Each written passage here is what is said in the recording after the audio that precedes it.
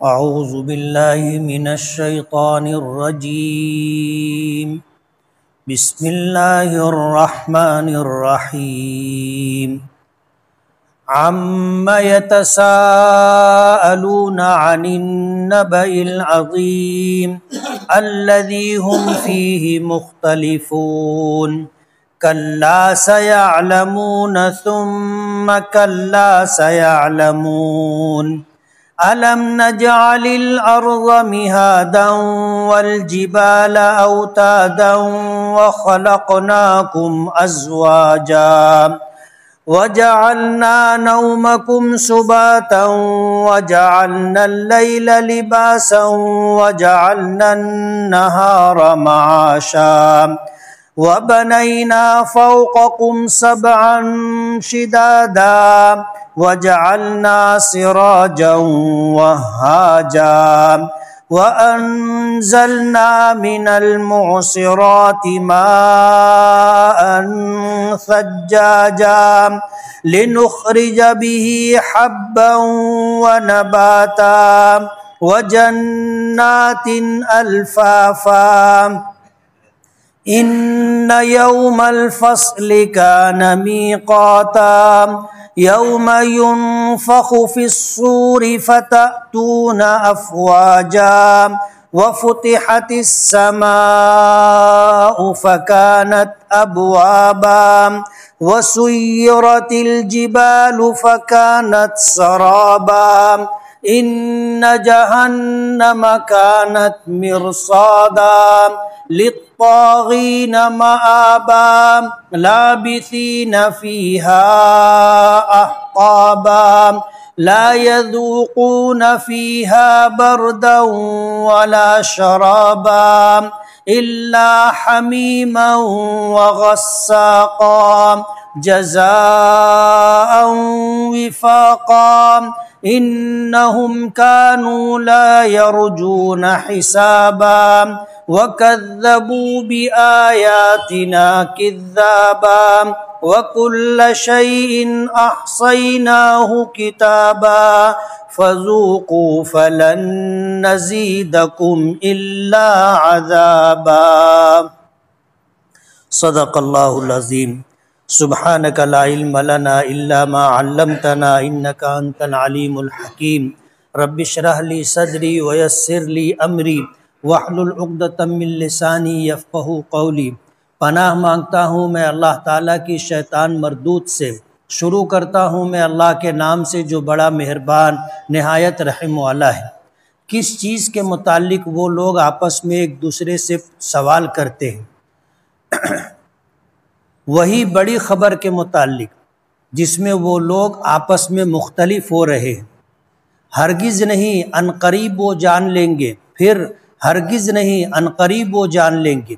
کیا ہم نے زمین کو بچھونا نہیں بنایا اور پہاڑوں کو میخیں نہیں بنایا، اور ہم نے تمہیں پیدا کیا جوڑے جوڑے، اور ہم نے تمہاری نیند کو تمہارے لیے آرام کا ذریعہ بنایا، اور ہم نے رات کو اوڑھنا بنایا، اور ہم نے دن کو روزگار حاصل کرنے کا ذریعہ بنایا، اور ہم نے چنے تمہارے اوپر 7 مضبوط آسمان، اور ہم نے سورج کو چمکتا ہوا بنایا، اور ہم نے بدلیوں سے بہنے والا کثرت سے بہنے والا پانی اتارا تاکہ ہم اس پانی کے ذریعے سے دانے اور سبزہ اگائیں، اور ہم نے باغات گھنے۔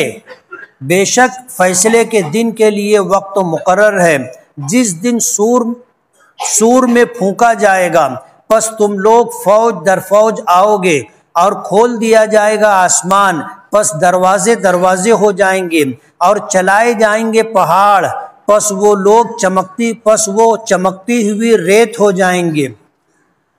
بے شک جہنم گھات لگائے ہوئے بیٹھی ہے، یہ سرکشوں اور شریروں کے لیے ٹھکانہ ہے، جس میں وہ لوگ ایک لمبی مدت تک رہیں گے، نہیں چکھیں گے جہنم کے اندر ٹھنڈک کا مزہ، اور نہ کوئی پینے کی چیز ملے گی مگر گرم کھولتا ہوا پانی اور بہتی ہوئی پیپ، اور یہ بدلہ ہے پورا پورا۔ بے شک وہ لوگ حساب کی امید نہیں رکھتے تھے، اور وہ لوگ ہماری آیتوں کو جھٹلاتے تھے جھٹلانا، اور ہر چیز ہم نے لکھ کر کے شمار کر رکھی ہے، پس چکھو تم، پس ہرگز ہم تم پر نہیں بڑھائیں گے مگر عذاب کو۔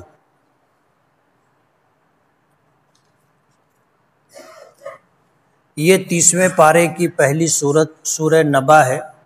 نزول کے اعتبار سے مکی ہے، اس میں 40 آیتیں اور 2 رکوع ہیں۔ اور آپ جانتے ہیں کہ مکی اور مدنی ہونے کا کیا مطلب ہے۔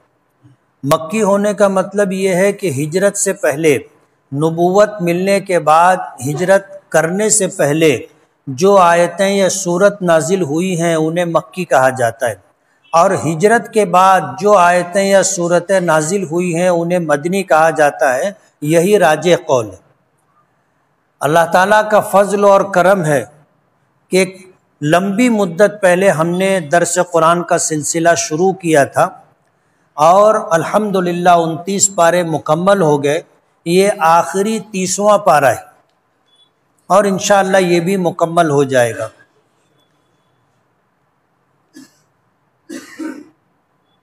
تقریباً آج سے 27-28 سال پہلے ہم نے درس قرآن کا سلسلہ شروع کیا تھا۔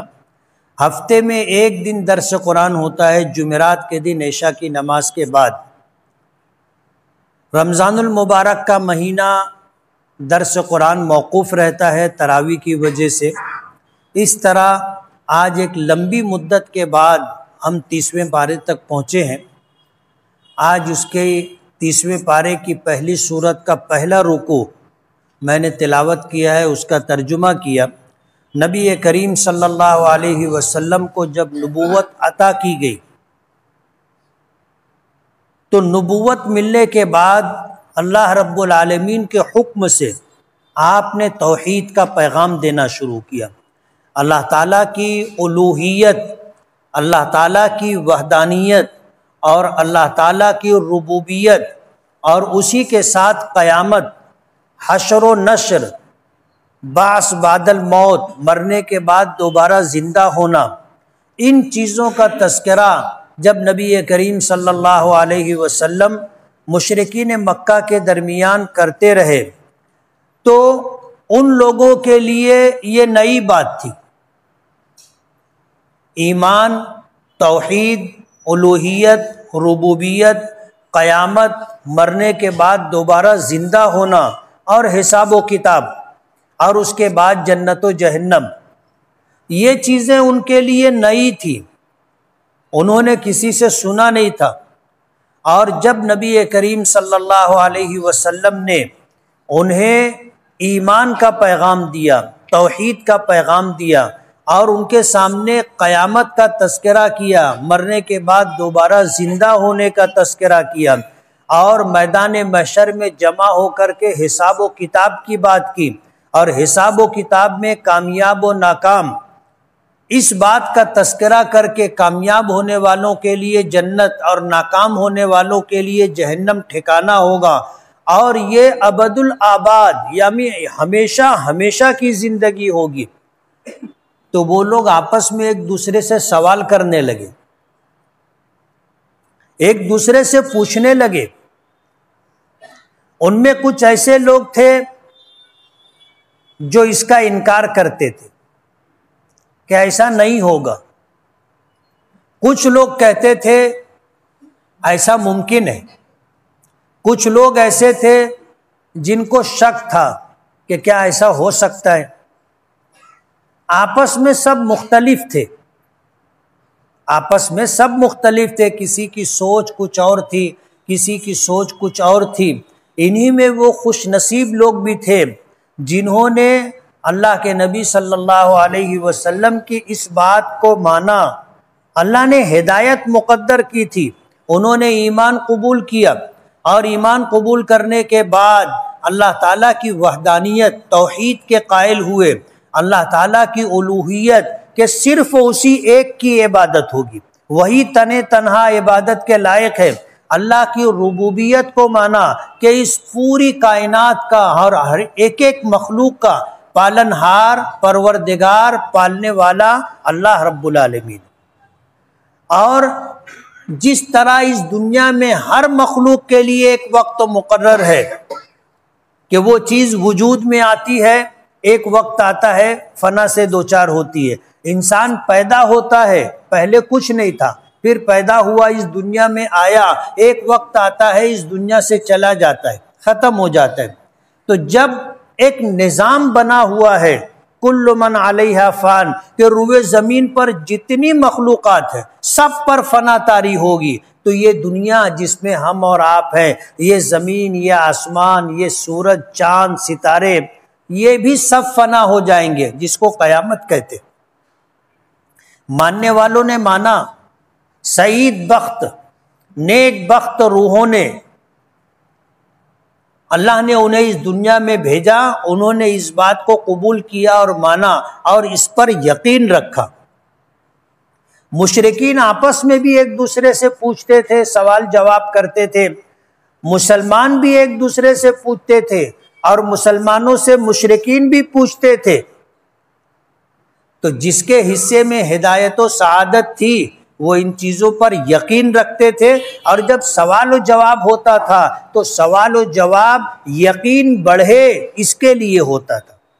اما یتساءلون، یہ لوگ آپس میں ایک دوسرے سے پوچھتے ہیں، کیا پوچھتے ہیں؟ عن النبأ العظیم، بڑی خبر کے متعلق۔ بڑی خبر کیا؟ علماء نے اس کے تعلق سے کئی باتیں مفسرین نے لکھی ہیں۔ ایک تو توحید، اللہ رب العالمین کی وحدانیت کے متعلق۔ ظاہر بات ہے وہ لوگ ایسے تھے کہ شرک کے ساتھ ان کی زندگی گزر رہی تھی، اور ہر چیز کے لیے انہوں نے الگ الگ معبود طے کر رکھے تھے۔ بارش برسانے والا الگ ہے، زمین سے غلہ اگانے والا الگ ہے، جان دینے والا الگ ہے، تندرستی دینے والا الگ ہے، اولاد دینے والا الگ ہے، بیماری سے شفا دینے والا الگ ہے۔ ہر کام کے لیے انہوں نے ایک معبود طے کر رکھا تھا، اور یہ طے کرنا ان کا اپنی طرف سے تھا۔ ایسا نہیں تھا کہ اس پر ان کے پاس کوئی دلیل ہو یا کوئی آسمانی دین یا آسمانی کتاب کے ذریعے ان کو یہ بات سمجھائی اور بتائی گئی ہو، ایسا کچھ نہیں تھا۔ یہ ان کی اپنی ایجاد تھی، اپنی ایجاد تھی۔ تو بعض لوگوں نے کہا کہ نبأ عظیم، بڑی خبر سے متعلق توحید۔ وہ لوگ توحید کے متعلق ایک دوسرے سے پوچھتے تھے کہ یہ کیا ہے، کہ صرف ایک ہی رب ہے، ایک ہی الہ ہے، ایک ہی مالک ہے اور خالق ہے اس پوری کائنات کا۔ بعض مفسرین نے نبأ عظیم سے متعلق قیامت کا تذکرہ کیا کہ جب اللہ کے نبی صلی اللہ علیہ وسلم نے فرمایا کہ جس طرح مخلوقات پر فنا طاری ہوتی ہے، ایک وقت آئے گا کہ اس دنیا پر بھی فنا طاری ہوگی، اور یہ آسمان و زمین اور اس کے درمیان اور ان میں جو کچھ ہے سب ختم ہو جائے گا۔ قیامت کے متعلق پوچھتے تھے۔ الذی ہم فیہ مختلفون، اللہ پاک فرماتے ہیں کہ اس خبر کے متعلق، اس بڑی خبر کے متعلق وہ لوگ آپس میں مختلف تھے، ہر ایک کی سوچ الگ تھی۔ ظاہر بات ہے کہ جب ان کے پاس وحی کے ذریعے جو پختہ باتیں ہوتی ہیں، یقینی باتیں ہوتی ہیں، وہ ان کے پاس نہیں تھی، تو اپنی اٹکل سے، اپنے اندازے سے، اپنی سمجھ سے وہ لوگ اس پر تبصرہ کرتے تھے، اور ہر ایک کی سوچ الگ تھی۔ اس لیے اللہ پاک نے فرمایا الذی ہم فیہ مختلفون، کہ یہ لوگ آپس میں مختلف تھے، ہر ایک کی سوچ الگ تھی۔ کلا سیعلمون، اللہ پاک فرماتے ہیں ہرگز نہیں۔ کلا حرف تنبیہ ہے، عربی زبان میں یہ زجر و توبیخ کے لیے آتا ہے، یعنی کسی کو ڈانٹنا ہو اور اس کی سوچ پر، اس کی سمجھ پر یا اس کی بات پر اس کو ٹوکنا اور سختی سے ٹوکنا ہو تو کلا کا لفظ استعمال ہوتا ہے، یعنی اس کی بات، اس کی سوچ کو غلط قرار دینا اور سختی کے ساتھ اس کی تردید کرنا۔ فرمایا کلا، ہرگز نہیں، یہ جیسا سوچتے ہیں یا جیسا بولتے ہیں ایسا ہرگز نہیں، سیعلمون، ان قریب یہ لوگ جان جائیں گے، پتہ چل جائے گا، ثم کلا سیعلمون، پھر ہرگز نہیں ان قریب وہ لوگ جان لیں گے۔ قرآن کریم کا ایک انداز ہے اور یہ عربی زبان کی خصوصیات میں سے ہے کہ بسا اوقات جملے ایک سے زائد مرتبہ لائے جاتے ہیں، 2 مرتبہ ایک ہی بات کہی جاتی ہے، ایک بات 2 مرتبہ کہی جاتی ہے، تو یہ تاکید اور بات میں سختی اور شدت پیدا کرنے کے لیے آتا ہے۔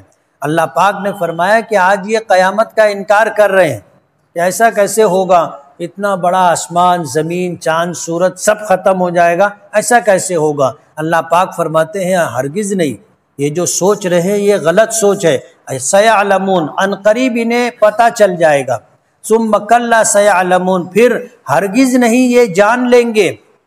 اس کے بعد اللہ پاک اپنی قدرت بتا رہے ہیں کہ ان کو قیامت کے آنے کا یقین نہیں ہے اور اس کو یہ محال سمجھ رہے ہیں کہ ایسا نہیں ہو سکتا۔ اللہ پاک فرماتے ہیں اپنی قدرت کا تذکرہ کرتے ہوئے کہ جو آگے جن باتوں کا تذکرہ ہے اس کا مطلب یہ ہے کہ جب ہم یہ سب کچھ کر سکتے ہیں تو قیامت بھی لا سکتے ہیں۔ الم نجعل الارض مہادا، کیا ہم نے اس زمین کو تمہارے لیے فرش نہیں بنایا، بچھونا نہیں بنایا، ہم نے اس کو بچھا دیا، تم اس پر مکانات بناتے ہو، بڑی بڑی بلڈنگیں تعمیر کرتے ہو، ہم نے اس زمین کو تمہارے لیے بچھا دیا، تم اس پر چلتے پھرتے ہو، تم اس پر کھیتی باڑی کرتے ہو، تم اس پر اپنا کاروبار کرتے ہو، تم چین و سکون کے ساتھ اس پر سوتے ہو۔ یہ زمین ہم نے فرش کی طرح بچھا دیا، جیسے ایک چٹائی آدمی بچھاتا ہے ایسے ہم نے پوری زمین تمہارے لیے بچھا دی۔ والجبال اوتادا، مفسرین لکھتے ہیں جب اللہ نے یہ زمین پیدا کی تو یہ زمین پانی پر ہے، یہ زمین پانی پر ہے، اور جب یہ زمین پیدا کی گئی تو یہ ڈولتی تھی، جیسے کشتی پانی پر ہو تو کشتی کیسی ہوتی ہے، اس کی حرکت، اس کا ڈولنا آدمی کو اس میں قرار نہیں ہوتا، زمین بھی اسی طرح تھی۔ جب یہ زمین ہلتی جلتی تھی تو ظاہر بات ہے اس پر مکانات کیسے بنتے اور ہم اور آپ اس پر کیسے کھڑے رہتے۔ اللہ تعالیٰ کبھی کبھی اپنی قدرت کا مظاہرہ کرتا ہے اور اس زمین کو تھوڑی سی حرکت دیتا ہے، جس کو ہم زلزلہ کہتے ہیں، تھوڑا سا ہلاتا ہے، یعنی 100% میں سے 5%، 6% اگر زمین میں حرکت آ جائے تو مکانات گرنے لگتے، اور اس سے زیادہ ہو تو بڑی تباہی آتی ہے۔ دنیا میں جو زلزلے آئے یعنی زمینیں ہلی، ان کا پیمانہ اگر ناپا گیا تو وہ 10% کے اندر تھے۔ اللہ تعالیٰ کو تو اس پر بھی قدرت ہے کہ پوری زمین کو 100% ہلا دیں۔ تو جب یہ زمین بنائی گئی تھی، پیدا کی گئی تھی، اللہ نے اپنی قدرت سے اسے پیدا کیا تو یہ زمین پانی پر تھی اور حرکت کر رہی تھی، ڈول رہی تھی۔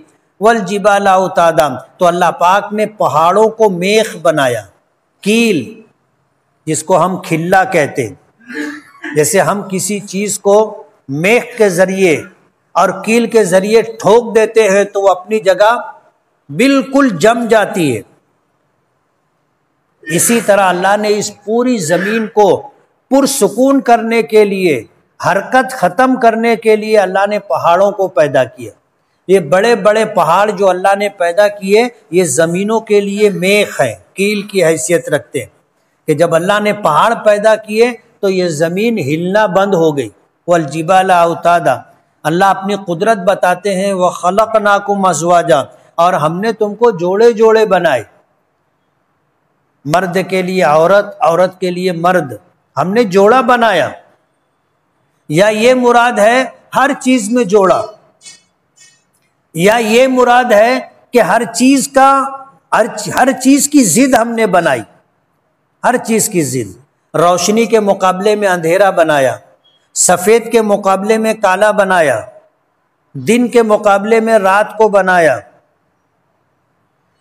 ہر چیز میں اللہ نے اختلاف رکھا ہے، ہر چیز میں اختلاف. مراد یہی ہے کہ کسی کو خوبصورت بنایا تو کسی کو بدصورت بنایا، کسی کو گورا رنگ دیا تو کسی کو کالا رنگ دیا. وَخَلَقْنَاكُمْ أَزْوَاجًا، ہم نے سردی رکھی تو سردی کے مقابلے میں گرمی بھی رکھی، اور ہم نے اگر بارش رکھی تو بارش کے مقابلے میں خشکی بھی رکھی. ہر چیز کو ہم نے جوڑے جوڑے سے پیدا کیا. وَجَعَلْنَا نَوْمَكُمْ سُبَاتًا، اور ہم نے تمہارے لیے نیند کو آرام کا ذریعہ بنایا. اصل میں سبات کہتے ہیں کسی چیز کے ختم ہو جانے یا کٹ جانے کو. ہماری جو حرکت ہوتی ہے، جب آدمی سوتا ہے تو ساری حرکت ختم ہو جاتی. آدمی جاگتا رہتا ہے تو کام کرتا رہتا ہے، اور جہاں سوتا ہے وہ سارا کام ختم ہو جاتا. تو اللہ نے نیند کو آرام کا ذریعہ بنایا، آرام کا ذریعہ، کہ جب آدمی ہر عمل سے کٹ جاتا ہے، الگ ہو جاتا ہے، تو پھر یہ عمل اس کے لیے راحت اور سکون کا ذریعہ بنتا ہے.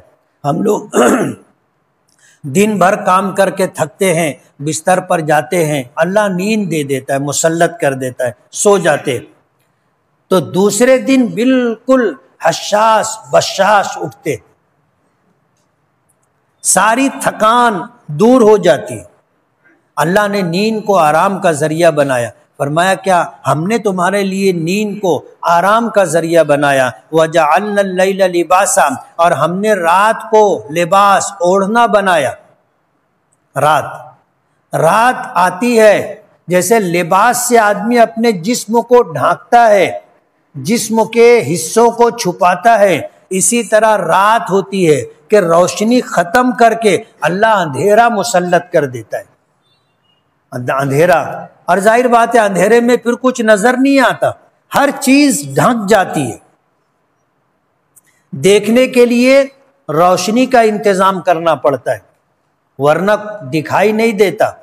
تو اللہ نے رات کو اوڑھنا بنا دیا، پردہ بنا دیا. وَجَعَلْنَا اللَّيْلَ لِبَاسًا، اور یہی وجہ ہے کہ آدمی غلط کام یا تو چھپ کر کے کرتا ہے یا رات کے اندھیرے میں کرتا ہے.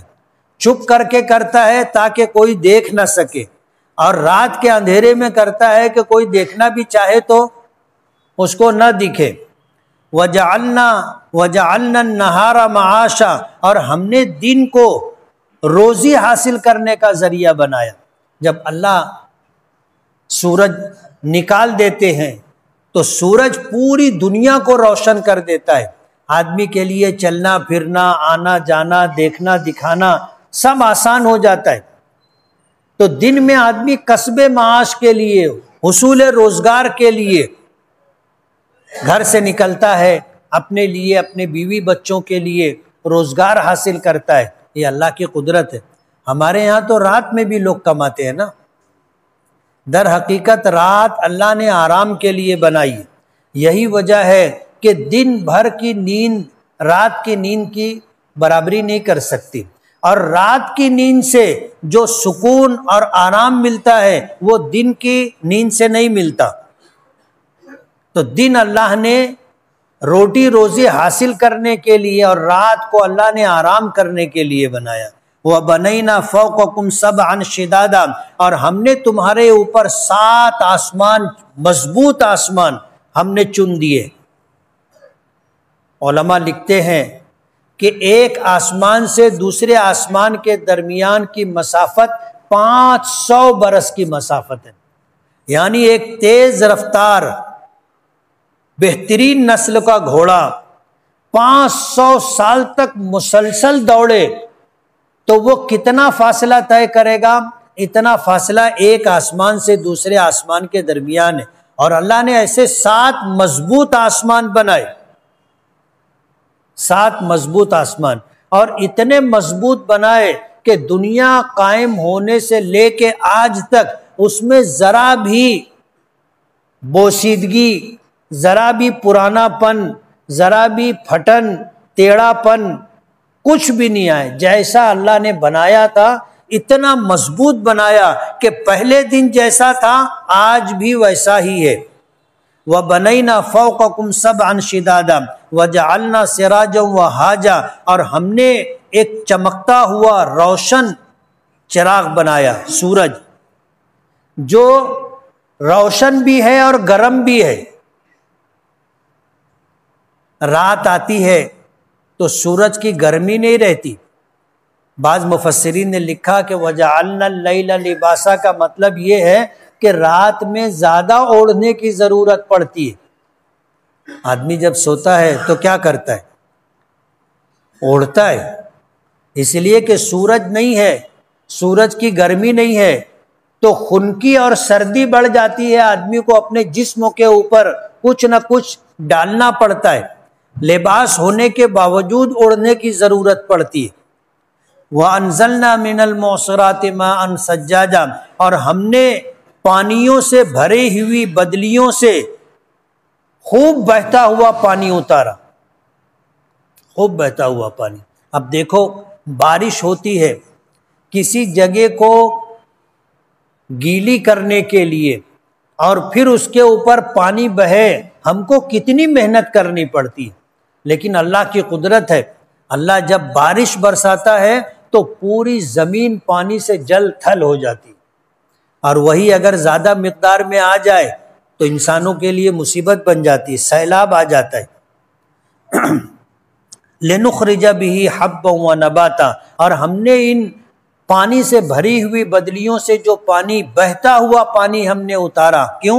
لِنُخْرِجَ بِهِ، تاکہ اس کے ذریعے سے ہم حَبًّا وَنَبَاتًا، زمین سے دانے، غلے اور سبزہ اگائے۔ ایک وہ پانی ہوتا ہے جو ہم زمین سے حاصل کر کے کھیتی کو دیتے ہیں، اس سے زیادہ نمو اور اس سے زیادہ سبزہ اگانے کی صلاحیت بارش کے پانی میں۔ ایک بارش آتی ہے پوری زمین سرسبز و شاداب ہو جاتی۔ وَجَنَّاتٍ أَلْفَافًا، اور ہم نے ایسے باغات جو خوب گھنے ہیں ہم نے بنائے۔ الفاف، ایسے درخت جس کی شاخیں بڑی کثرت سے ہوں اور ایک دوسرے میں گھسی ہوئی ہوں، گھنے باغات ہم نے بنائے۔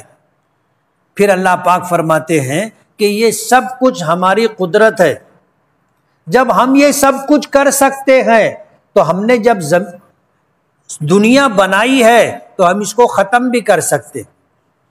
ظاہر بات ہے بنانا مشکل ہے اور اجاڑنا اور ختم کرنا آسان ہے۔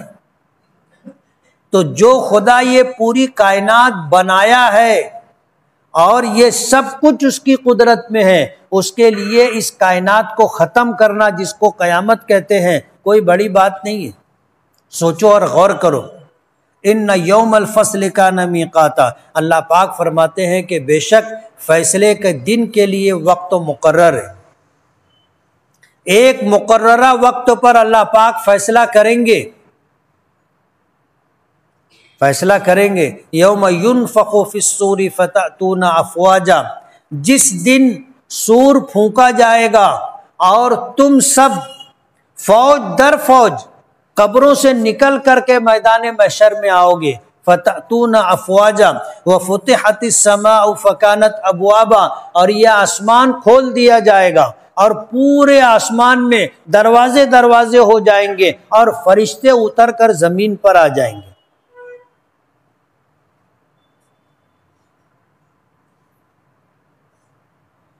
تو فیصلے کا دن مقرر ہے، اور اس لیے دن مقرر ہے کہ جب اللہ نے یہ کائنات بنائی، مخلوقات پیدا کی، اور انسانوں کو اللہ نے اشرف المخلوقات بنایا، عقل کی نعمت عطا کی، سوجھ بوجھ اور فیصلہ کرنے کی صلاحیت دی، تو اللہ نے اس دنیا میں بھیج کر کے انہیں حق اور ناحق اختیار کرنے کا انہیں راستہ بتایا۔ اب ظاہر بات ہے اس دنیا میں انسان آئے، کچھ لوگوں نے اللہ کے حکموں کو پورا کیا اور کچھ لوگوں نے اللہ کی نافرمانی کی، تو حساب و کتاب تو ہونا ہے۔ اگر حساب و کتاب نہ ہو تو اللہ کے حکموں کے ماننے والوں کے لیے کیا مطلب ہوا اور نہیں ماننے والوں کے لیے کیا مطلب ہوا؟ اس لیے اللہ نے حق ناحق رکھا، اور اس دنیا میں جو حق کے مطابق زندگی گزارے گا اور جو اللہ کے حکموں کو توڑ کر کے جائے گا تو ان میں حساب و کتاب تو ہونا ہے، اور یہ فطری بات ہے۔ اللہ نے اس فیصلے کے دن کے لیے ایک وقت مقرر کر رکھا ہے، اور وہ وقت آئے گا۔ حدیث پاک میں آتا ہے کہ جب دوبارہ سور پھونکا جائے گا تو لوگ اپنی قبروں سے زمین سے نکلیں گے، یہ پورا جسم ختم ہو جائے گا، لیکن ریڑھ کی ہڈی کا آخری حصہ باقی رہے گا، اور اسی سے پھر پورا انسان وجود میں آئے گا۔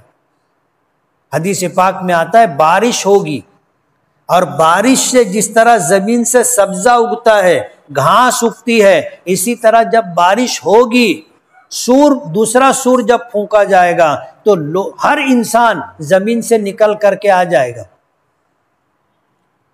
وَسُيِّرَتِ الْجِبَالُ فَكَانَتْ سَرَابًا، اور پہاڑ چلائے جائیں گے۔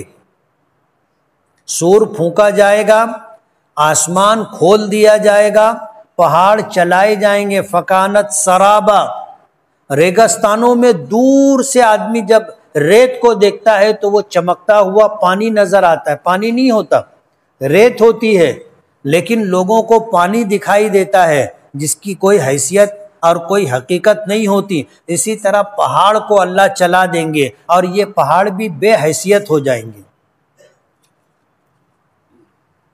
ان جہنم کانت مرصادا، فرمایا کہ جہنم گھات لگائے ہوئے بیٹھی ہے۔ مرصاد کہتے ہیں ایسی جگہ جہاں چھپ کر کے آدمی کسی پر حملہ کرنے کا پروگرام بنا رہا ہو، اس کو کہتے گھات لگا کر کے بیٹھنا۔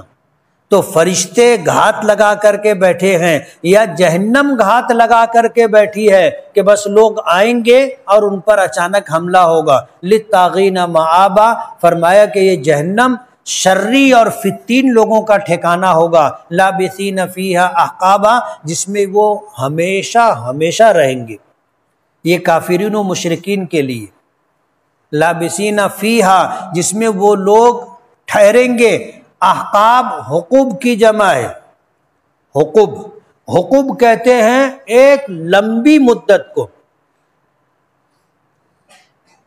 لغات کے ماہرین نے لکھا ہے حقوب کی مقدار مختلف ہے، اس میں بڑی جو مقدار بتائی گئی ہے کہ ایک حقوب 80 لاکھ برس کے برابر،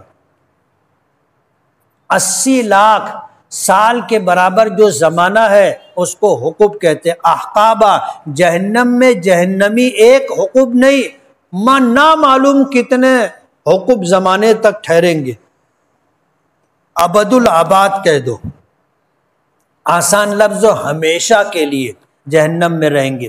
لا یذوقون فیہا بردا ولا شرابا، جہنم میں نہ کبھی یہ ٹھنڈی چیز چکھیں گے اور نہ کوئی خوشگوار پینے والی چیز۔ جہنمیوں کو کبھی خنکی کبھی ٹھنڈک کا واسطہ نہیں پڑے گا، اور پینے کی کوئی خوشگوار چیز نہیں ملے گی۔ الا حمیما وغساقا، اگر پینے کے لیے کوئی چیز ملے گی تو گرم کھولتا ہوا پانی۔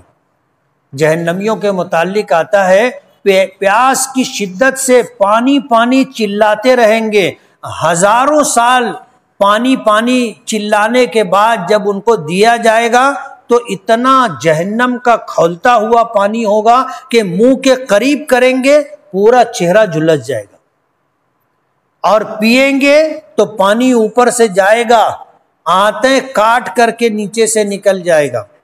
وغساقا، اور جہنمیوں کو پینے کے لیے ان کے اپنے جسموں سے زخموں سے رستا ہوا بہتا ہوا پیپ دیا جائے گا۔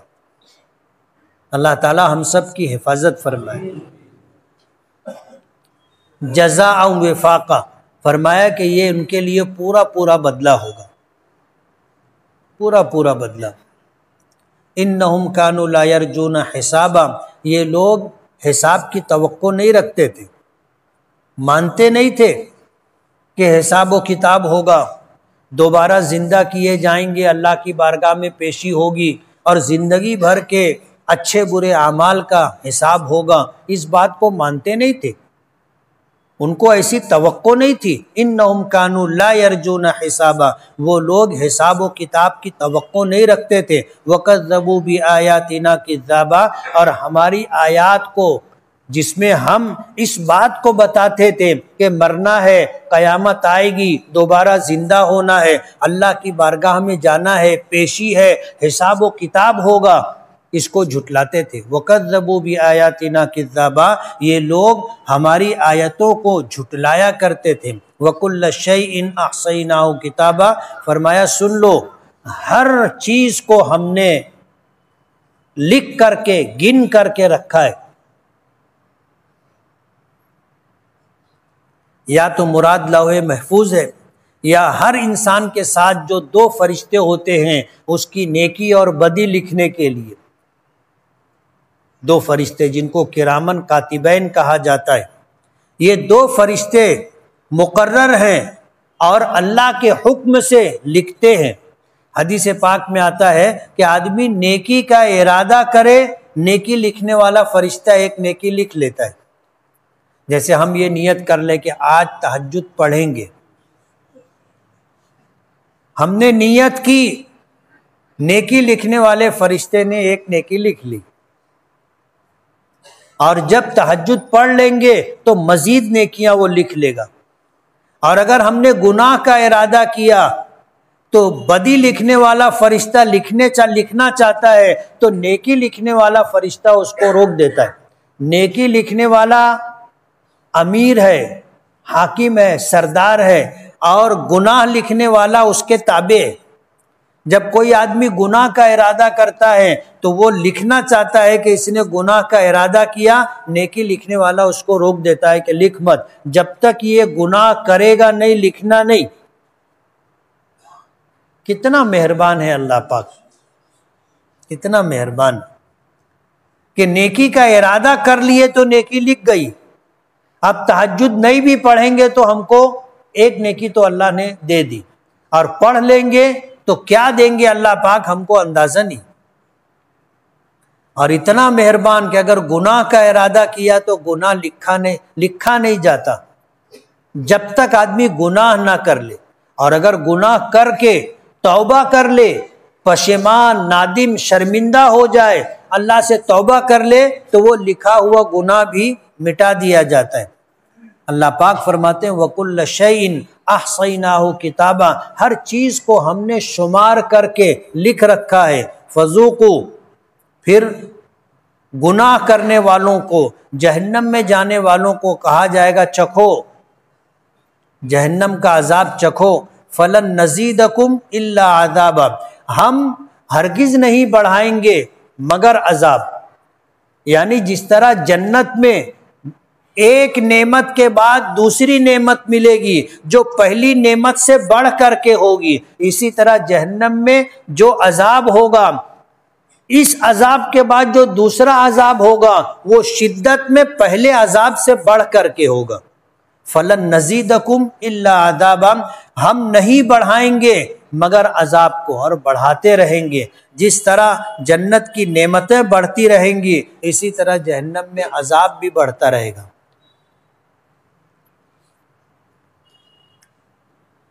نکاح پڑھوانے کے لیے کسی بڑے عالم کو بلانا کیسا ہے؟ اصل میں ہماری شریعت کا ایک مزاج ہے، اور وہ مزاج یہ ہے کہ اللہ کے نیک اور متقی پرہیزگار لوگوں سے تعلق بڑھانا، اس نیکی اور تقوی کی وجہ سے خیرات و برکات ملتی۔ اس لیے کسی بڑے عالم سے مراد یہ نہیں کہ وہ 20 فٹ کے ہوں، بڑے سے مراد علم و عمل میں بڑے ہوں، جن کے تقوی پر، جن کی پرہیزگاری پر، جن کے عمل پر، جن کے علم پر ہمیں اعتماد ہو، بھروسہ ہو، ایسے لوگوں کو بلانا شرعاً درست ہے۔ زمزم کھڑے ہو کر کے پینا چاہیے یا پھر بیٹھ کر کے؟ حضور سے دونوں طریقے سے زمزم پینا منقول ہے، کھڑے ہو کر کے بھی پی سکتے ہیں، بیٹھ کر کے بھی پی سکتے ہیں۔ کچھ پانی ہے جس کو کھڑے ہو کر کے پینے کی اجازت ہے، جس میں ایک زمزم ہے، دوسرا وضو کے بعد لوٹے میں بچا ہوا پانی، وہ بھی کھڑے ہو کر کے پی سکتے ہیں۔ مرد اگر انگوٹھی پہنے تو کیسا ہے؟ حضور پاک صلی اللہ علیہ وسلم نے اس وقت انگوٹھی بنوائی تھی جب شاہان عالم کے نام خطوط روانہ کرنے تھے، اور اس انگوٹھی پر لکھوایا تھا محمد الرسول اللہ، نیچے محمد، اس کے اوپر رسول، اس کے اوپر اللہ، اور یہ مہر تھی۔ اس زمانے میں جیسے ہم لوگ دستخط کرتے ہیں پھر سکہ اور ٹھپا لگاتے ہیں، آج بھی ہے، اس زمانے میں بھی مہر سکہ حضور نے انگوٹھی بنوائی تھی اور اس پر لکھوایا تھا محمد الرسول اللہ۔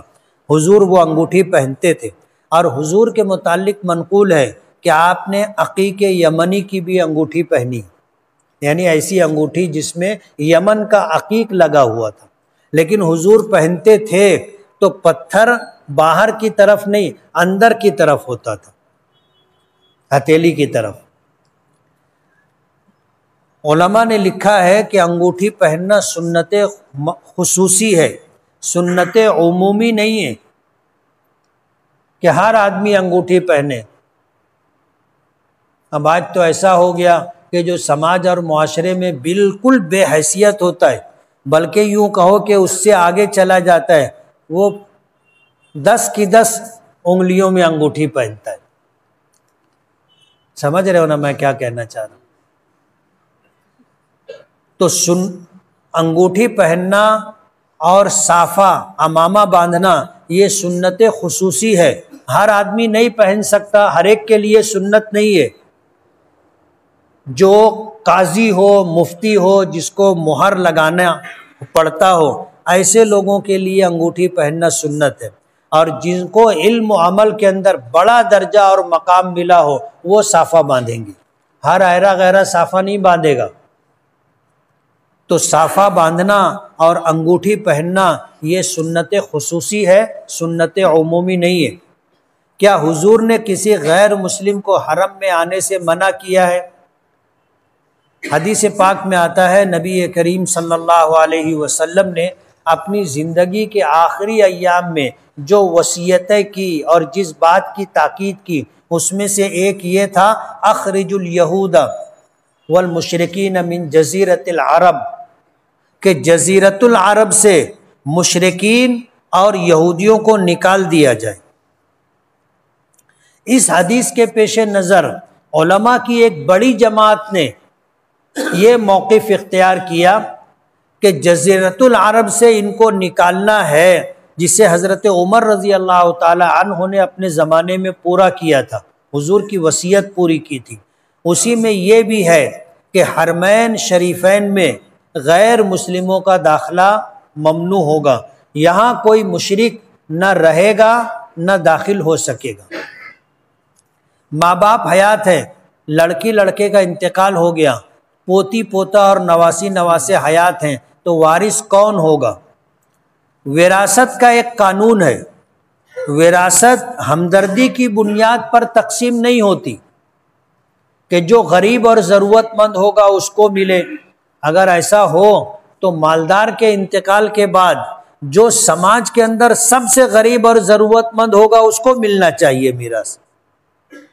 اگر ہمدردی اور ضرورت کی بنیاد پر میراث تقسیم ہو تو جو سب سے زیادہ محتاج اور فقیر ہوگا، چاہے وہ رشتہ دار ہو یا نہ ہو، اس کو ملنا چاہیے۔ لیکن ہمدردی اور ضرورت کی بنیاد پر میراث تقسیم نہیں ہوتی۔ میراث تقسیم کے لیے رشتہ داری ضروری ہے۔ اب رشتہ داری قریب کی بھی ہوتی ہے، دور کی بھی ہوتی۔ اب رشتہ داری میں میراث کی تقسیم کے لیے اگر دیکھا جائے تو ہم سب حضرت آدم کی اولاد ہیں، برابر۔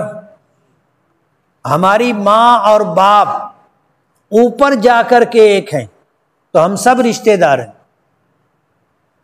یہ الگ بات ہے کہ اب رشتہ داری جوڑنا چاہیں تو جوڑ پائیں گے کہ نہیں جوڑ پائیں گے، وہ سلسلہ کہاں کہاں کیسے کیسے ہے معلوم نہیں. تو قریب کا جو رشتہ ہے ہم کو معلوم ہے اور ہم اس کے مطابق کہتے ہیں کہ یہ میرا رشتہ دار ہے. اس میں کچھ قریب کی رشتہ داری ہوتی ہے، کچھ دور کی رشتہ داری ہوتی ہے. تو جو قریب کی رشتہ داری میں میراث کی تقسیم میں قریبی رشتے کو ترجیح دی گئی. جیسے ایک شخص ہے زید، ایک اس کا بیٹا ہے، ایک اس کا پوتا ہے. اس میں زید سے قریب کون ہے؟ بیٹا ہے یا پوتا ہے؟ بیٹا ہے. تو بیٹے کو میراث ملے گی، پوتے کو نہیں ملے گی. سمجھ رہے ہو؟ اب اگر پوتے کو دیں گے تو پھر پر پوتے کو بھی دینا چاہیے، اور پھر سگڑ پوتا، لگڑ پوتا، نگڑ پوتا، پتہ نہیں کتنے پوتے ہیں، سب کو دینا چاہیے. پھر میراث کی تقسیم کا قاعدہ اور قانون یہ ہے کہ رشتہ داری میں جو قریب کے ہوں گے ان کو، یعنی ایک شخص اگر بیچ میں ہے تو پہلے دائرے میں جو لوگ آئیں گے، بیٹا بیٹی، ان کو میراث ملے گی. اس کے بعد کا دائرہ جو ہے وہ پوتا پوتی، نواسا نواسی. اگر پہلے دائرے میں لوگ ہیں تو دوسرے دائرے والوں کو میراث نہیں ملے گی. جیسے اس میں پوچھا کہ بیٹا یا بیٹی کا انتقال ماں باپ کے سامنے ہو گیا، اگر یہ زندہ رہتے تو ان کے بیٹی بیٹے کو میراث ملتی؟ نہیں ملتی. سمجھ رہے ہو؟ تو اگر ان پوتے پوتی، نواسے نواسی کے ماں باپ اگر زندہ ہوتے تو کیا دادا اور نانا کی میراث سے ان کو حصہ ملتا؟ نہیں ملتا.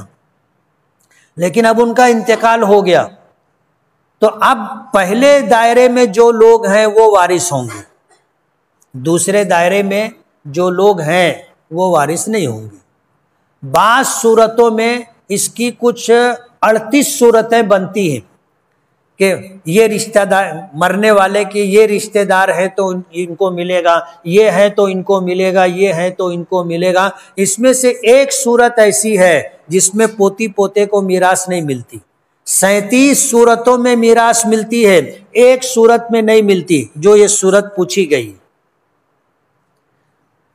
دادا کا انتقال ہوا، اگر دادا کا کوئی بیٹا نہیں ہے تو پھر پوتی پوتے، نواسی نواسے لوگ کو میراث ملے گی.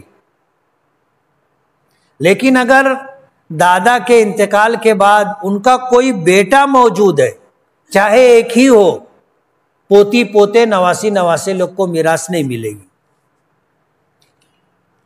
مجھ کو قرآن پاک حفظ یاد نہیں ہوتا، طریقہ بتائیے. کھاؤ تو پیٹ بھرتا ہے، بولو نا، اور پانی پیے تو پیاس بجھتی ہے. ایمانداری سے یاد کرو گے تو یاد بھی ہوگا. ہم لوگ چھوٹے تھے، والدہ ایک زمانے سے ساری زندگی ہم نے والدہ کو پڑھاتے ہوئے دیکھا. محلے کی بڑی عمر کی عورتوں کو، چھوٹی بچیوں کو، ہم کو بھی والدہ پڑھاتی تھی. ہم لوگ جب بولتے تھے کہ یاد نہیں ہوتا تو والدہ پوچھتی تھی کھانا کھاؤ تو پیٹ بھرتا کہ نہیں بھرتا؟ ہم لوگ بولتے تھے ہاں. پانی پیے تو پیاس بجھتی؟ بولے ہاں. بولے یاد کرو تو یاد بھی ہوگا. تو ہم لوگ یاد کرتے تھے تو یاد ہو جاتا تھا. اب وہ جس نے پوچھا ہے اس کو میں یہ بات بتانا، ایمانداری سے یاد کرو گے تو یاد ہوگا. بعض لوگ ایسے ہوتے ہیں کہ ایک مرتبہ پڑھتے یا سنتے ہیں تو ان کو یاد ہو جاتا.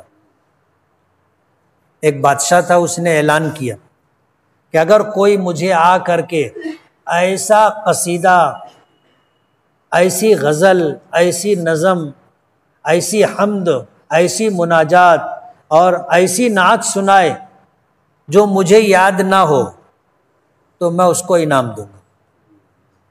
اب شاعر لوگ اپنا کلام بنا کے لاتے تھے، سناتے تھے تو بادشاہ سنتا تھا اور سننے کے بعد کہتا تھا کہ یہ تو مجھ کو یاد ہے. اب وہ حیران ہو جاتا تھا کہ شاعر میں ہوں، کلام میرا ہے، ان کو کیسے یاد ہو گیا؟ تو بادشاہ کو ایک مرتبہ سننے سے یاد ہو جاتا تھا. تب شاعر سنا دیا تو بادشاہ سنا دیتا تھا. اب وہ شاعر ہکا بکا رہتا تھا تو بادشاہ کہتا تھا کہ تم کو شاید بھروسہ نہیں ہو رہا ہے۔ یہ تو میرے وزیر کو بھی یاد ہے، وزیر کو بولتا تھا سناؤ تو وزیر سنا دیتا تھا۔ اب پھر بادشاہ بولتا تھا کہ تم کو ابھی بھی حیرت ہے، میری باندی کو بھی یاد ہے، تو پردے کے پیچھے سے باندی بھی سنا دیتی تھی۔ سب شاعر لوگ بیچارے ساری محنت کرنے کے بعد چلے جاتے تھے۔ ہوتا یہ تھا کہ بادشاہ ایک مرتبہ سنتا تھا اس کو یاد ہو جاتا تھا، وزیر 2 مرتبہ سنتا تھا اس کو یاد ہو جاتا تھا، اور باندی 3 مرتبہ سنتی تھی اس کو یاد ہو جاتا تھا۔ اب کسی کو انعام ملتا نہیں تھا، لیکن کہتے ہیں نا کہ شیر کا سوا شیر بھی رہتا ہے۔ ایک شاعر آیا، اس نے قصیدہ سنایا اور بیچ میں آ کر رک گیا۔ بادشاہ سے پوچھا کہ بادشاہ سلامت، آپ کو یہ قصیدہ یاد ہے؟ بولے ہاں۔ بولے آگے کا تم سنا دو۔ اب آگے کا شاعر سنایا ہی نہیں تھا، بادشاہ نے سنا ہی نہیں تھا، تو کہاں سے سناتا؟ تو بادشاہ کو انعام دینا پڑا۔ تو صلاحیتیں مختلف ہوتی ہیں۔ بعض لوگوں کی یادداشت، قوت حافظہ ایسا ہوتا ہے کہ 2-4 مرتبہ پڑھتے ہیں یاد ہو جاتا ہے۔ بعض لوگوں کا دوسرے درجے میں ہوتا ہے، بعض تیسرے درجے میں، بعض چوتھے درجے میں ہوتے ہیں، تو ان کو زیادہ محنت کرنی پڑتی ہے۔ جیسے بعض لوگوں کی خوراک زیادہ ہوتی ہے کہ وہ شادی، ان کا پیٹ کب بھرتا ہے؟ جب کہیں شادی میں کھانا کھانے بیٹھتے ہیں، گھر میں کھاتے تو پیٹ نہیں بھرتا، وہ ایک ٹوکری کھا جاتے نا، وہاں ان کا پیٹ بھرتا ہے۔ تو جس کو جتنی مرتبہ یاد کرنے سے یاد ہوتا ہے اتنی مرتبہ اس کو یاد کرنا پڑے گا تو یاد ہوگا۔ ایک بار کوئی چیز منہ میں سے نکال لی جائے تو اس کو دوبارہ کھانا حرام ہے یا مکروہ؟ حرام بھی نہیں ہے، مکروہ بھی نہیں ہے۔ آپ نے منہ سے نکالا، اگر اس کی کوئی وجہ نہیں ہے تو آپ کو کھا لینا چاہیے۔ جیسے آپ نے منہ میں نوالا لیا، چبانا شروع کیا، تو کبھی ایسا ہوتا ہے کہ کنکر آ جاتا ہے، کبھی ہڈی کی کرچی آ جاتی ہے تو آدمی نکالتا ہے، لیکن اس کے ساتھ ہی کچھ دانے بھی باہر آ جاتے، تو آدمی جو ہے اس میں جو دانے لگے ہوئے ہیں اس کو کھا لینا چاہیے، اس کو نہیں پھینکنا چاہیے۔ یہ جو مشہور ہے لوگوں میں کہ منہ سے نکال لیے تو حرام ہو گیا، ایسا بالکل غلط بات ہے۔ قربانی کرنے کے وقت بسم اللہ اللہ اکبر کہنا بھول گیا، بعد میں یاد آیا، تو یہ ذبیحہ حلال ہے یا حرام؟ اگر بسم اللہ اللہ اکبر کہنا نیت تھی کہنے کی، علم تھا کہنا ہے، لوگوں نے بتایا بھی تھا کہ جب ذبح کرنے لگنا تو بسم اللہ اللہ اکبر کو پڑھنا، لیکن بھول گیا، وہ چلا پکار میں پاؤں باندھو، دباؤ، پکڑو، گراؤ، اب آدمی کا ذہن ہٹ جاتا۔ ہمارا دین فطرت ہے، اگر اس ہلہ گلہ اور ہلچل میں وہ ذبح کرتے ہوئے اگر بھول گیا، جان بوجھ کر کے نہیں چھوڑا، بھول جانے کی وجہ سے بسم اللہ اللہ اکبر نہیں کہا تو ذبیحہ حلال ہے، اور اگر جان بوجھ کر کے بسم اللہ اللہ اکبر نہیں پڑھا ہے جان بوجھ کر کے، تو پھر اس کا ذبیحہ حلال نہیں۔ یوٹیوب کی کمائی حلال ہے یا حرام؟ دیکھو ہمارے یہاں شریعت کا ایک ضابطہ ہے، جس چیز کو اس طریقے سے بیان کیا جائے تو جائز ہے، اس طریقے سے بیان کیا جائے تو ناجائز ہے۔ تو جو جائز طریقہ ہے اس طریقے سے اگر کوئی خبر چلائی جائے، ایک بات دوسروں تک پہنچائی جائے اور وہ جائز چیز ہے تو اور وہی چیز ہم یوٹیوب پر ڈال رہے ہیں تو جائز ہے۔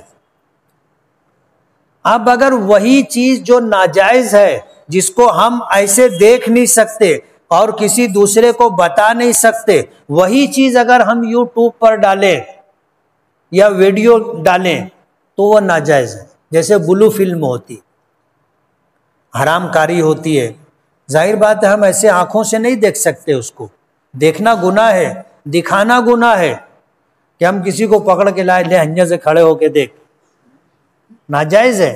وہی چیز اگر ویڈیو بنا کر کے ہم وائرل کرتے ہیں یوٹیوب پر تو ناجائز ہے۔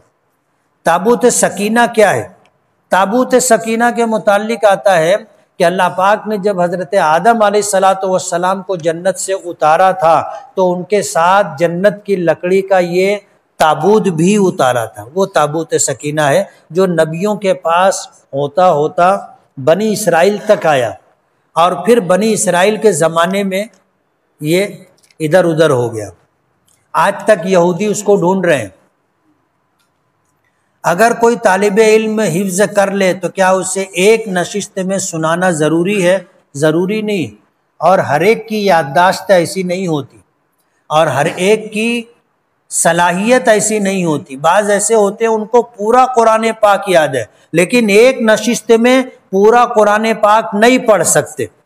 جیسے ہم میں سے اکثر لوگ پورا قرآن پاک دیکھ کے نہیں پڑھ سکتے ایک نشست میں، تو اسی طرح حافظ بھی ہوتے ہیں، یاد ہوگا لیکن ایک نشست میں پورا قرآن پاک نہیں سنا سکتے، نہیں پڑھ سکتے۔ آج 5 پارہ سنائیں گے، کل 5 پارہ سنائیں گے، پرسوں 5 پارہ، ایسا بھی ہوتا ہے، تو ضروری نہیں۔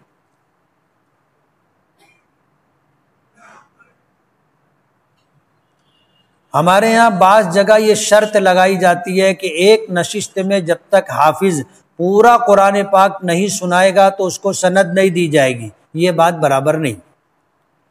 6 رجب المرجب کو حضرت خواجہ غریب نواز چشتی رحمۃ اللہ علیہ کی چھٹی کے نام سے خواجہ کی چھٹی منائی جاتی ہے، کھانا بنایا جاتا ہے، کھانا کھلایا جاتا ہے۔ کچھ علاقوں میں بڑی دھوم دھام سے چھٹی منائی جاتی ہے۔ یہ کیا ہے؟ یہ ایک نیا طریقہ ہے۔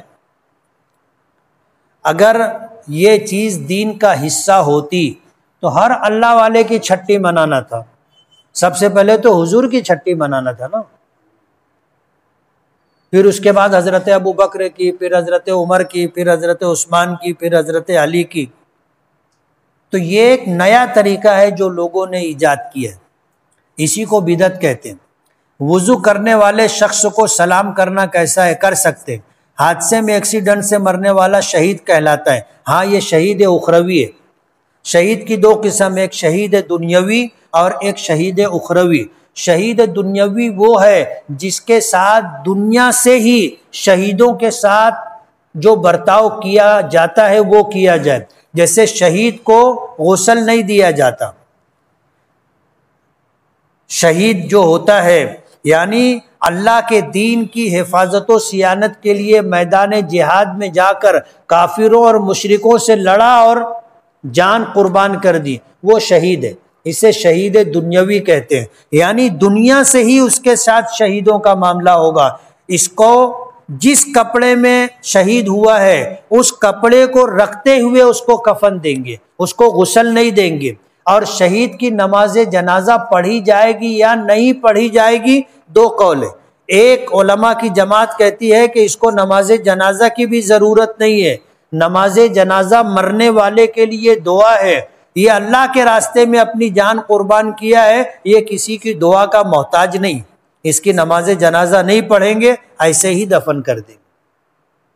علماء کی ایک جماعت کہتی ہے کہ اس کو غسل نہیں دیں گے، اس کے کپڑے نہیں اتاریں گے، کفن اس کے اوپر سے دیں گے اور اس کو نماز جنازہ پڑھ کر کے دفن کریں گے، غسل نہیں دیں گے، نماز جنازہ پڑھ کے دفن کریں۔ یہ شہید دنیاوی۔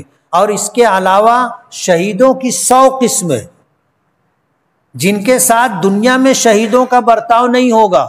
عام مسلمان جیسے مرتا ہے تو اس کے بدن سے اس کے پہنے ہوئے کپڑے اتارے جاتے ہیں اور کفن دیا جاتا ہے، غسل دیا جاتا ہے، کفن دیا جاتا ہے، نماز جنازہ پڑھی جاتی ہے اور دفن کیا جاتا ہے۔ اسی طرح ان کے ساتھ بھی ہوگا، جیسے ایکسیڈنٹ میں کوئی مر گیا، ڈوب کے کوئی مر گیا، دب کے کوئی مر گیا، پیٹ کی بیماری میں مر گیا، بچے کی ولادت میں عورت کا انتقال ہو گیا، ایسے 100 لوگ ہیں جو شہید اخروی کہلاتے ہیں کہ دنیا میں ان کے ساتھ تو عام مسلمانوں کے مرنے کے ساتھ جو برتاؤ ہوتا ہے وہ ہوگا، لیکن قیامت کے دن شہید کو جو اجر و ثواب اور مقام و مرتبہ ملے گا وہ ان کو بھی ملے گا۔ تو ایکسیڈنٹ میں مرنے والا شہید ہے۔ کرکٹ کھیلنے میں شرط لگانا جائز ہے یا ناجائز؟ ناجائز ہے۔ میرا ایک دوست نے بہت مجبوری کی حالت میں قرضوں والوں کو دینے کے لیے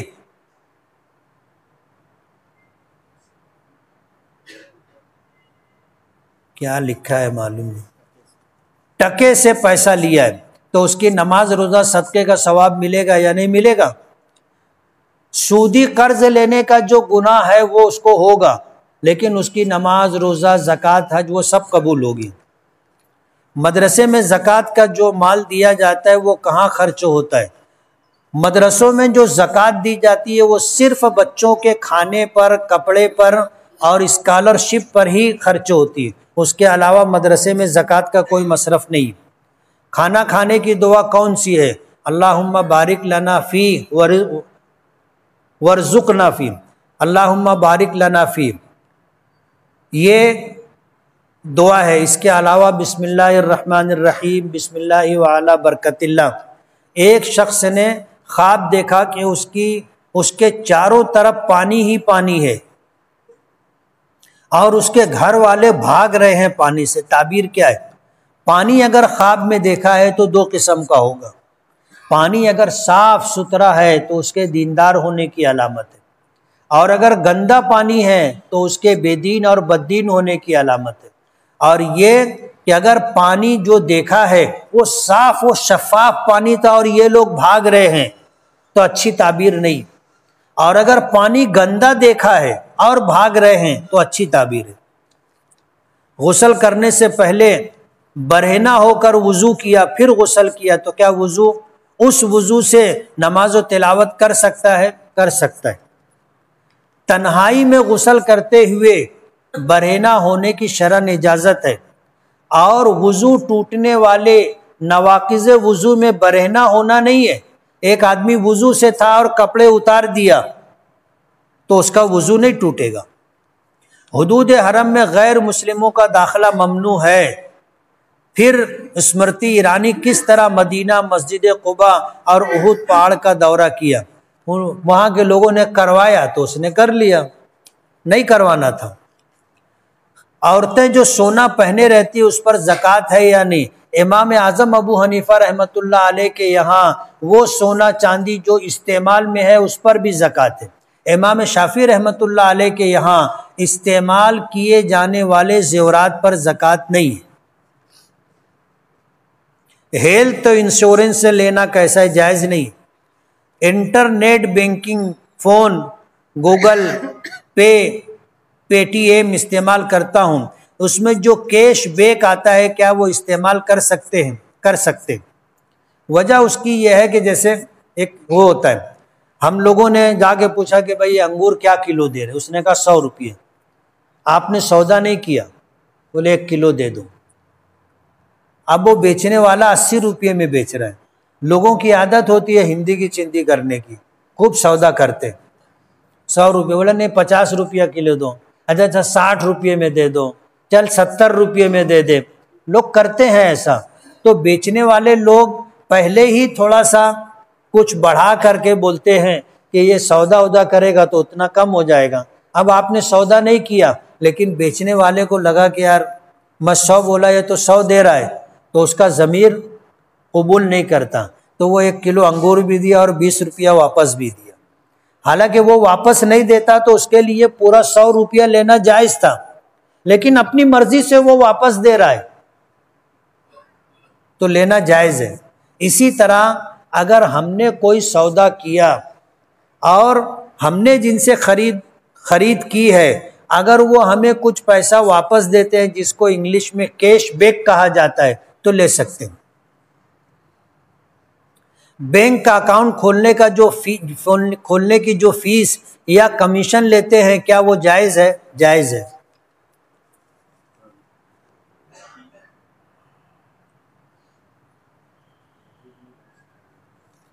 ہم 3 بھائی 2 بہنیں ہیں، ماں باپ دونوں حیات ہیں، جو بھی ملکیت ہے وہ ہم تینوں بھائیوں کی ہے، اس میں والد کی کوئی ملکیت نہیں ہے۔ اب والد صاحب کا کہنا ہے کہ میرے بعد سب کا برابر کا حصہ ہوگا۔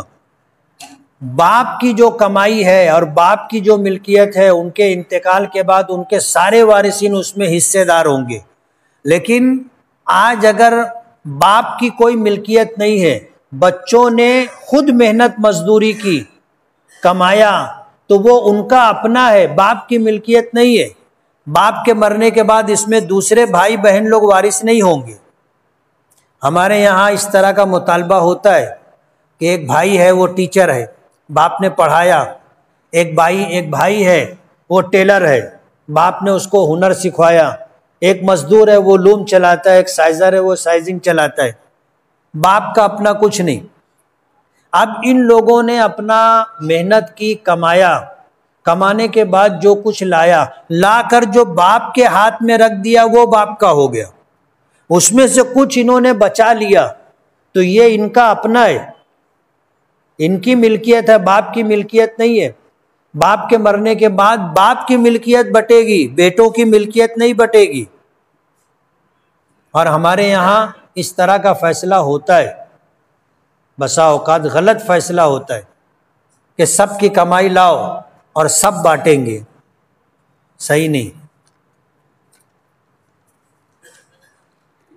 امول بٹر سالن میں ڈال سکتے ہیں، ڈال سکتے ہیں، فیس کریم سالن میں ڈال سکتے ہیں، دیکھ لو وہ کیا ہے، وہ چہرے پہ لگانے والی کریم ہے، وہ گھی اور مکھن نہیں ہے، اس میں کیمیکل ہو سکتا ہے وہ نقصان دہ ہو، نہیں ڈالنے کا۔ بچپن سے ہم لوگ سنتے آئے ہیں کہ شیعہ یعنی رافضی مسلمان نہیں ہے، اگر نہیں ہے تو کیوں نہیں ہے، کیا انہیں کافر بولنا صحیح ہے؟ شیعہ لوگوں میں 12 فرقے، کچھ فرقے ایسے ہیں جن کے اوپر کفر کا فتویٰ ہے، سب پر نہیں ہے، یہ تفصیلی ہے موضوع، پھر کبھی سنائیں گے۔ آج کل شہر میں ایک شخص ہے جس کا نام یوسف عرف یوسف چوروا ہے، بہت زیادہ غنڈہ گردی کر رہا ہے، اس سے لوگ خوفزدہ ہیں، شہر میں دہشت ہے، آپ سے گزارش ہے آپ کچھ کرو، اندر ہے وہ۔ میرے پاس ویڈیو آئی تھی کہ وہ ایک لڑکے کو مار رہا تھا، اٹھا کے پٹک رہا تھا، تو میں نے وہ ویڈیو سینئر ایس پی کو پوسٹ کر دی، وہ بھیج دی تھی واٹس ایپ پہ، ایڈیشنل ایس پی کو بھی بھیج دی تھی، تو انہوں نے فوراً کارروائی کی، اس کو اٹھا کر کے اندر کر دیا۔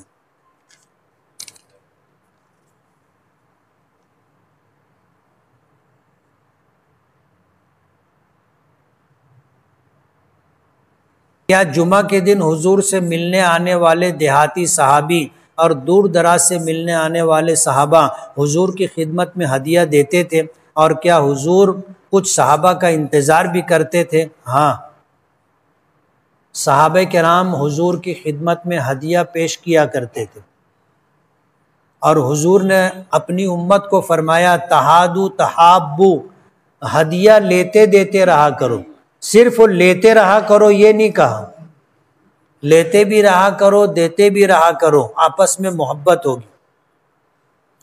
کچھ صحابہ ایسے تھے جو دیہات میں رہتے تھے، وہ جب آتے تھے تو حضور کے لیے اپنے وہاں سے کوئی لوکی لے کے آتا تھا، کوئی کھیرا لے کے آتا تھا، کوئی سبزی لاتا تھا، کوئی شہد لاتا تھا، ان کو جو ان کی حیثیت تھی، جو ان کے پاس تھا، لے کے آتے تھے اور حضور قبول کرتے تھے۔ حدیث پاک میں آتا ہے کہ کچھ صحابہ کرام ایسے تھے جو پابندی سے ہر جمعہ کی نماز کے لیے آتے تھے تو حضور کے لیے کچھ لے کر کے آتے تھے، تو حضور ان کا انتظار کیا کرتے تھے، یہ انسانی فطرت ہے، حضور ان کا انتظار کرتے تھے، اور جب وہ لا کر کے دیتے تھے تو حضور فرماتے تھے کہ یہ ہمارے دیہاتی دوست تھے، یہ ہمارے دیہاتی دوست تھے۔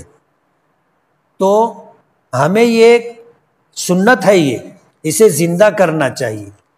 اپنے شہر میں اپنے ماں باپ کو آپ کچھ ہدیہ دو، اپنے اساتذہ کو کچھ ہدیہ دو، سماج میں اپنے رشتہ داروں میں جو بڑے لوگ ہوں، جو چھوٹے لوگ ہوں، جو ہم عمر ہوں، دیتے لیتے رہنا چاہیے۔ مسجد کے امام کو دو، شہر کے عالم کو دو، دینا چاہیے، اور اپنی حیثیت کے مطابق دینا چاہیے۔ حضور نے فرمایا ہدیے میں دی جانے والی بہترین چیز مسواک ہے، خوشبو ہے، تکیہ ہے، اور اپنے گھر کچھ سالن پکا ہے تو پڑوس میں دینا ہے۔ فرمایا کہ تم نے اگر پایا بنایا ہے تو کھر اور شوربہ پڑوس میں بھیجو، کچھ اس میں سے بھیجو، پہلے اپنے یہاں بھیجتے تھے، اب بازو بازو میں کیا پکتا ہے کچھ پتہ نہیں چلتا، پہلے پتہ چلتا تھا کہ ان کے یہاں آج کھچڑا پکا ہے، پایا پکا ہے، ان کے یہاں برہی پکی ہے، پلاؤ پکا ہے، مرغ پکا ہے، متنجن پکا ہے، وہ بھیجتے تھے۔ آج یہ چیزیں ختم ہو گئی، اس کو شروع کرو، شروع کرو گے نا، شروع کرو۔ کیا ہے اس سے پڑوسیوں کے آپس کے تعلقات اچھے ہوتے، اور حضور نے فرمایا ہے اس سے آپس میں محبت پیدا ہوتی۔ آج جو پڑوسیوں میں دوری پیدا ہو گئی ہے وہ ختم ہو گئی۔ ابھی میں نے جمعہ میں علماء اور ائمہ کو ہدیہ دینے کے لیے کہا، آپ 10 جوڑے کپڑے اپنے لیے بناتے، مسجد کے امام کو اور مدرسے اور مکتب میں پڑھانے والے عالم حافظ کو کیا تنخواہ ملتی ہے آپ کو پتہ ہے؟ 8-10 ہزار روپیہ مہینے کی تنخواہ ہوتی، اس میں ان کا گزر بسر بہت مشکل سے ہوتا ہے۔ جب عید کا موقع آئے، رمضان کا موقع آئے، آپ نے اپنے گھر کے لیے تری کا مسالہ خریدا، آپ اپنے مسجد کے امام کے لیے بھی لاؤ، اپنے پڑوس میں اپنے محلے میں کوئی عالم رہتا ہو جو آپ کے بچوں کو دینی تعلیم دیتا ہو اس کے واسطے بھی لاؤ، اپنے لیے کپڑا خریدتے ہو ان کے لیے بھی خریدو، 10 جوڑا اپنے لیے خریدتے 1 جوڑا ان کے لیے لے لو، اپنے گھر والوں کے لیے آپ خریدتے ہو، اللہ نے نوازا ہے 5-10 ہزار روپیہ سال میں 1-2 مرتبہ مسجد کے امام اور محلے کے عالم کو دو، آپ ان کے گھر والوں کا کپڑا دو گے تو گھر والوں کو یہ احساس ہوگا کہ یہ کپڑا فلاں جگہ سے آیا ہے، فلاں آدمی نے بھیجا ہے۔ لیکن آپ اگر پیسہ دو گے تو وہ امام یا عالم خود خرید کے لائے گا تو ان کے گھر والوں کو احساس کمتری نہیں ہوگی، ان کو یہ ہوگا کہ ابا خرید کے لائے۔ سمجھ رہے ہو؟ پردہ پوشی، سماج میں رہنے والوں کو عزت کا مقام دینا، یہ بھی ہماری ذمہ داری ہے۔ زکوٰۃ میں لوگ کپڑا بھیجتے ہیں، یہ جو کپڑا بانٹنے کا رواج ہے زکوٰۃ میں، یہ اچھا نہیں ہے۔ جو مانگنے والے پیشہ ور لوگ ہیں ان کو کوئی فرق نہیں پڑتا، لیکن جو سفید پوش عزت دار لوگ ہیں جو کبھی مانگتے نہیں، آپ ان کے یہاں کپڑا بھیجو ان کو عجیب سا لگتا ہے۔ جب پہنیں گے جب ان کو احساس ہوگا، اس لیے ان میں جو بڑے لوگ ہیں، خاندان کے سرپرست، گھر کے بڑے آدمی یا عورت کو آپ لفافے میں دے دو، وہ اپنی مرضی سے خرید کے جیسا کپڑا لانا ہوگا لائیں گے، کم سے کم پہننے والوں کو یہ احساس تو نہیں ہوگا کہ مجھ کو فلاں آدمی نے پہنایا۔ تو یہ چیزیں ایسی ہیں جس کو رواج دینا چاہیے، دیں گے۔ میرے شوہر کے انتقال کو 1.5 ماہ کا عرصہ ہو چکا ہے، مجھے خواب میں 2 گلاب دکھا، ایک کالا ایک لال، مجھے ایک آواز آئی کون سا گلاب لوگی؟ تو فوراً لال گلاب میرے ہاتھوں میں آ گیا۔ اس خواب کی تعبیر کیا ہے؟ اب شوہر کے انتقال سے اور گلاب کے پھول سے کوئی تعلق نہیں۔ پھول اچھی چیز سمجھی جاتی ہے اور کالے کے مقابلے میں لال اور گلابی گلاب اچھا سمجھا جاتا ہے، تو بھلائی ملے گی انشاءاللہ۔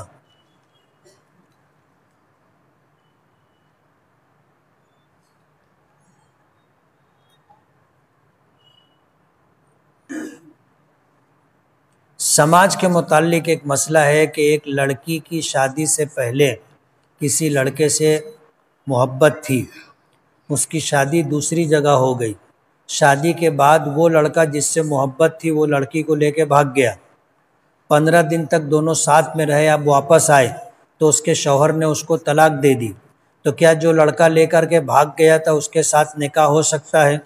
عدت گزارنے کے بعد نکاح ہو سکتا ہے۔ جب شوہر نے طلاق دی تو جس طرح کوئی عورت کسی کے نکاح میں ہو تو اس سے نکاح نہیں ہو سکتا، اسی طرح اگر کسی شخص نے اپنی بیوی کو طلاق دے دی اور عدت چل رہی ہے تو عدت میں بھی نکاح نہیں ہو سکتا۔ اب یہ عدت گزار لے تو جس لڑکے کے ساتھ بھاگی تھی اس کے ساتھ نکاح ہو سکتا ہے۔